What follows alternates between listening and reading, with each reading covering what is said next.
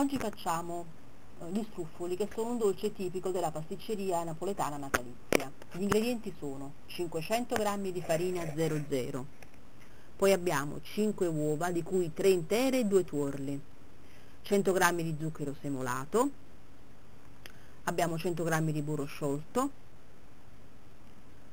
un succo di un'arancia e la buccia grattugiata di un limone, una tazzina di liquore all'anice, canditi per guarnire e confettini colorati al finocchietto per guarnire sempre.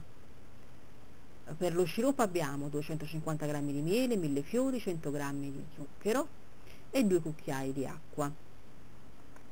Prima cosa prendiamo il burro e lo sciogliamo a bagnomaria e lo facciamo così raffreddare, mentre prendiamo la farina e la mettiamo in una ciotola. Aggiungiamo i 2 tuorli e le 3 uova intere, incominciamo a girare, aggiungiamo il pizzico di sale e lo zucchero, grattugiamo la buccia del limone e aggiungiamo il burro fuso che nel frattempo si è raffreddato, la tazzina di anice e lavoriamo velocemente perché è come una pasta frolla, quindi non deve essere molto riscaldata.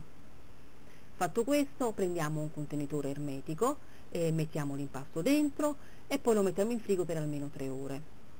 Riprendiamo l'impasto dopo 3 ore e ne facciamo dei piccoli salsicciotti dello spessore di 1 centimetro. Di questi salsicciotti tagliamo dei pezzetti della grandezza di un cece, che sarebbero poi gli struffoli. Li steniamo in un vassoio o più vassoi con della farina sotto. Mettiamo sul fuoco una padella con cestello estraibile con abbondante olio. Quando l'olio è caldo mettiamo gli struffoli un po' per volta, perché dobbiamo evitare che faccia troppa schiuma. Una volta dorati li scoliamo col cestello e li mettiamo in una ciotola alta e ampia.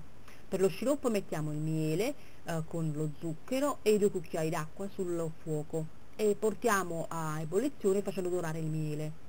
Una volta fatto questo prendiamo il miele caldo e lo versiamo sugli struffoli e lo giriamo con un mestolo. Poi prendiamo il succo dell'arancia e lo mettiamo in un piattino, ci bagniamo le mani e sistemiamo così gli struffoli nei vassoi di portata. Una volta sistemati in varie forme possiamo ornarli con confettini e con i canditi. E buon dessert a tutti!